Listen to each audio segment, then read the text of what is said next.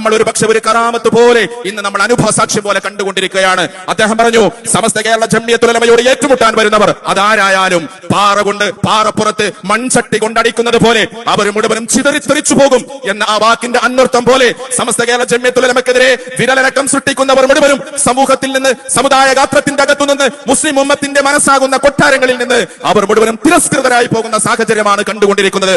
അള്ളാഹു നമുക്ക് കാവൽ നൽകി അനുഗ്രഹിക്കട്ടെ. അതുകൊണ്ട് പ്രിയപ്പെട്ടവരെ, നമുക്കൊരു നായകനുണ്ട്. സമസ്ത കേരള ജംഇയ്യത്തുൽ ഉലമ എന്ന് പറയുന്ന ഈ ഒരു കപ്പലിനൊരു, ഈ നൗകക്കൊരു നായകനുണ്ട്. ആ നായകനാരാ? ബഹുമാനപ്പെട്ട ഉസ്മാനിയ ഖിലാഫത്തിന്റെ പരിച്ഛേദം പോലെ കടന്നു വന്ന സമസ്ത കേരള ജംഇയ്യത്തുൽ ഉലമ.